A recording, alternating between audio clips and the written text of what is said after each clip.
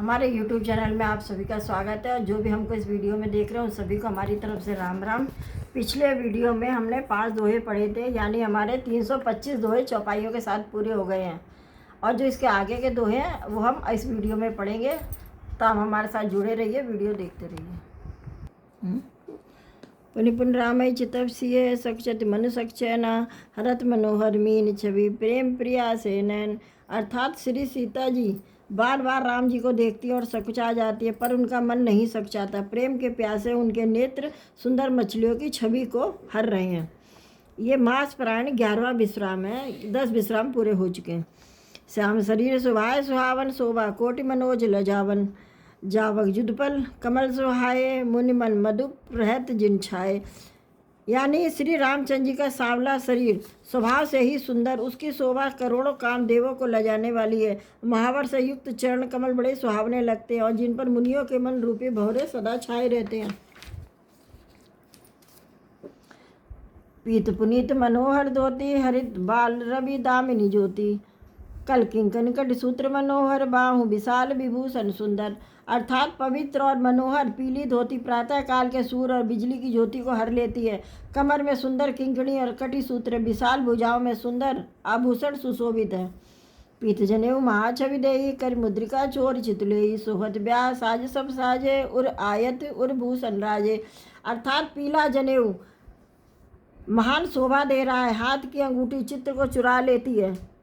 ब्याह के सब साज सजे हुए वे शोभा पा रहे हैं। चौड़ी छाती पर हृदय पर पहनने के सुंदर आभूषण सुशोभित है। पियर उपरना काका सोती धू आचरण लगे मणि मोती नयन कमल कुंड कुंडल नाना कल कुंडल नाना मदन सुकल सौंदर्य निधाना। यानी पीला दुपट्टा काका सोती यानी जनेऊ की तरह शोभित है। इसके दोनों छोरों पर मणि और मोती लगे हैं। कमल के समान सुंदर नेत्र, कानों में सुंदर कुंडल है और मुख तो सारी सुंदरता का खजाना है। सुंदर प्रकट मनोहर नासा भाल तिलक सुचिरता निवासा सोहत मोर मनोहर माथे मंगलमय मुक्ताग मणिमा गाथे। यानी सुंदर भौं और मनोहर नासिका है। ललाट पर तिलक तो सुंदरता का घर ही है, जिसमें मंगलमय मोती और मणि गुथे हुए ऐसा मनोहर मोर माथे पर सो रहा है। गाथे महामणि मोर मंजुल अंग सब चित चोरही पुर नारी सुर सुंदरी बिरही बिलोक सब तिन तोरही मन बसन भूषण वारी आरती करही मंगल गावही सुर सुमन बरसहि सूत मागध बंदी सुजस सुनावही। अर्थात सुंदर मोर में बहुमूल्य मणियाँ गुथी हुई हैं, सभी अंग चित्र को चुरा लेते हैं। सब नगर की स्त्रियां और सुंदर देव सुंदरियाँ दूल्हे को देखकर तिनका तोड़ रही हैं, उनकी बलैयाँ ले रही हैं और मणि वस्त्र तथा आभूषण निछावर करके आरती उतार रही हैं और मंगल गान कर रही हैं। देवता फूल बरसा रहे और सूत मागध तथा भाट सुये सुनाए रहे। को बरही आने कुंवर कुंवरी सुहास नहीं सुख पाई के अति प्रीत लौकिक रीत लागी करन मंगल गाई के लह कोरी गोरी सिखावर रामई सिय संसारद कहेर निवास हास विरास रस बस जन्म को फल लब सब लहे। अर्थात सुहागन स्त्रियां सुख पाकर कुंवर और कुमारियों को कोबर यानी कुल देवता के स्थान में लाई और अत्यंत प्रेम से मंगल गीत गा गाकर लौकिक रीत करने लगी। पार्वती जी श्री रामचंद्र जी को लहकोर यानी वर वधू का परस्पर ग्रास देना सिखाती है और सरस्वती जी सीता जी को सिखाती है कि निवास हास विलास के आनंद में मग्न है। श्री राम जी और सीता जी को देखकर सभी जन्म का परम फल प्राप्त कर रहे हैं। निज पानी मन महु देखे अति मुहूर्त स्वरूप निधान की चालति न भुज बल्ली बिलोकनि बरय बिरह भय बस जान की कौतुक विनोद प्रमोद प्रेम न जाई कही जानही अली बर कुंवरी सुंदर सकल सकी लवाई जनवास ही चले। अर्थात अपने हाथ की मणियों में सुंदर रूप के भंडार श्री रामचंद्र जी की परछाई दिख रही है। यह देखकर जानकी जी दर्शन में वियोग होने से भय से बाहु रूपी लता को दृष्टि को हिलाती डुलाती नहीं है।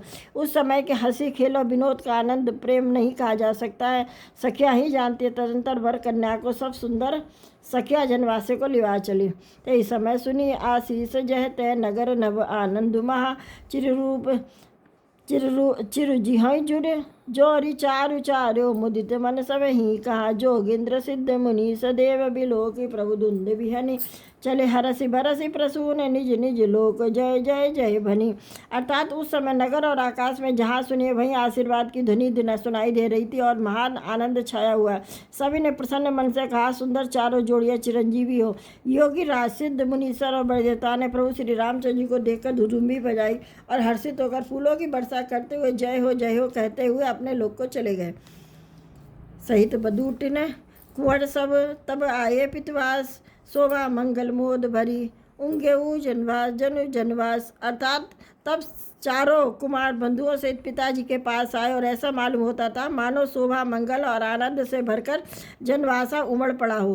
पुनि जो नार बहु विधि पाए पठय जनक बोलाई बराती। परत पावड़े बसन अनूपा सुतः समेत गवन क्यों भूपा।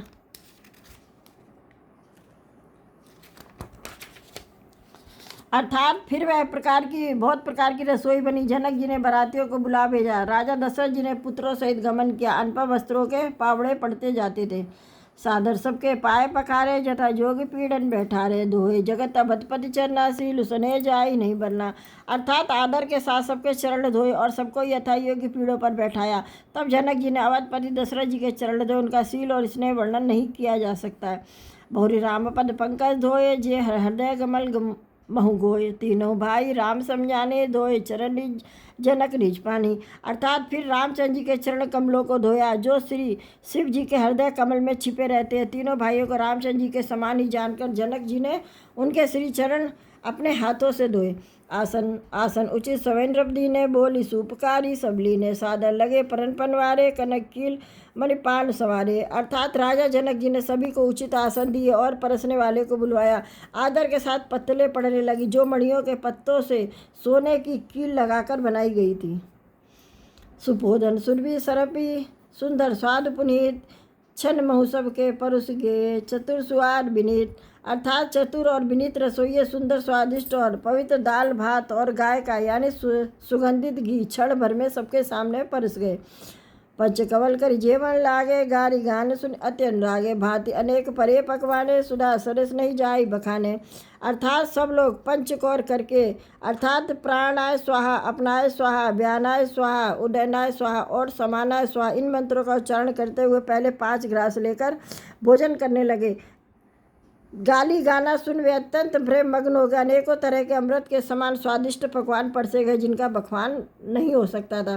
परसन लगे सुहार सुजाना व्यंजन विविध नाम को जाना। चारि बात भोजन विधि गाई एक एक विधि बरन न जाई।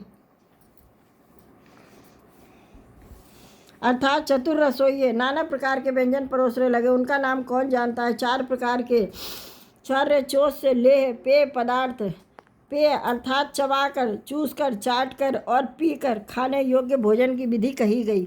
उनमें से एक एक विधि के इतने पदार्थ बने थे जिसका वर्णन भी नहीं किया जा सकता है। क्षर सुचिर रुचिर व्यंजन बहुजाति एक एक रस अगिनत भांति। जेवत देही मधुर धुनि गारी ले ले राम पुरुष अरुनारी।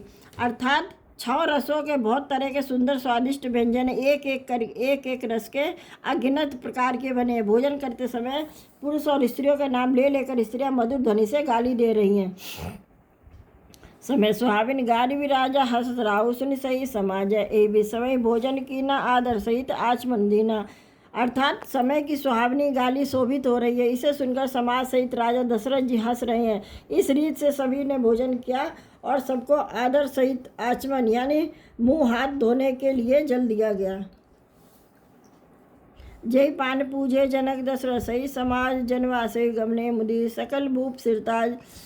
यानी फिर पान देकर जनक जी ने समाज सहित दशरथ जी का पूजन किया। सब राजाओं के सिरमौर यानी चक्रवर्ती श्री दशरथ जी प्रसन्न होकर जनवासे को चले गए। नित नूतन मंगलपुर माही निमिष दृश्य दिन जन्मिन जाही। बड़े भोर भूपति मणि जागे जाचक गुनगन गावन लागे। इसका मतलब है कि जनकपुर में नित्य नए मंगल हो रहे। दिन और रात पल के समान बीत जाते। बड़े सवेरे राजाओं के मुकुटमणि दशरथ जी जागे। याचक उनके गुण समूह का ज्ञान करने लगे। देख कुंवर वर बधुन समेता किमि किमि जात माद मुनि जेता। प्रात क्रिया करी गे गुरु पाई महाप्रमोद प्रेम मनमाई। अर्थात चारों कुमारों को सुंदर बंधुओं सहित देखकर उनके मन में जितना आनंद है वह सब किस प्रकार कहा जा सकता है। वे प्रातः क्रिया करके गुरु वशिष्ठ जी के पास गए। उनके मन में महान आनंद और प्रेम भरा। कर प्रणाम पूजा कर जोरी, बोले गिरा अमीय जनु बोरी, तुम्हारी कृपा सुनहु मुनि राजा, गए हूँ आज मैं पूरन काजा। अर्थात राजा प्रणाम और पूजन करके फिर हाथ जोड़कर मानो अमृत में डुबोई हुई वाणी बोले,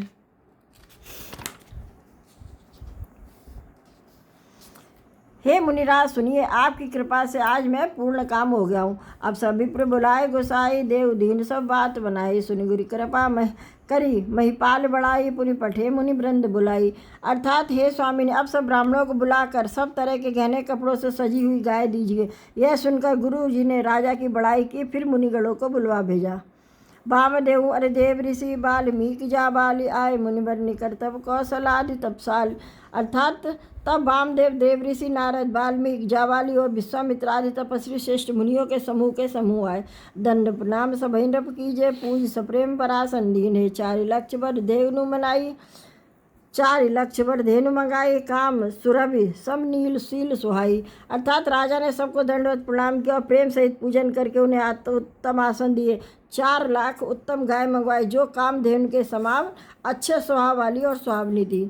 सब भी सकल अलंकृत कीजिए, मुदित महिदेव दीनी, करत विनय बहुविध नर नाहु, लहूँ आज जग जीवन लाऊ। अर्थात उन सबको सब प्रकार से गहनों कपड़ों से सजाकर राजा ने प्रसन्न होकर भूदेव ब्राह्मण को दिया। राजा बहुत तरह से विनती कर रहे थे, जगत में मैंने आज ही जीने का लाभ पाया है। पाई आशीष महीश्वर नंदा, लिए बोली पुनि जाचक वृंदा, कनक बसन बनी है गए संदन, दिए बूझ रुचि रघुकुल नंदन।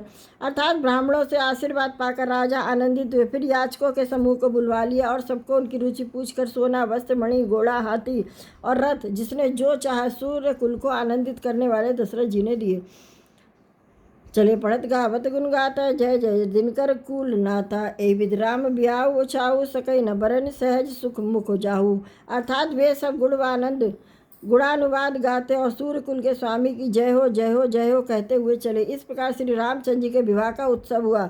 जिन्हें सहस्त्र मुख है वे शेष भी इसका वर्णन नहीं कर सकते। इस वीडियो में हमने रामचरितमानस के 5 दोहे पढ़े हैं चौपाई के साथ, यानी 330 दोहे इस रामायण के पूरे हो गए हैं। हम आपको साथ ही साथ हिंदी में भी समझाते जा रहे हैं, इससे आपको चौपाई का अर्थ भी समझ में आ जाएगा। और हमारे चैनल को सब्सक्राइब जरूर कीजिए। हम आपको और भी अच्छे अच्छे वीडियो बताएंगे डेली। और तो चलिए अब हम मिलते हैं अगले वीडियो में, तब तक के लिए आप सभी को हमारी तरफ से जय श्री राम।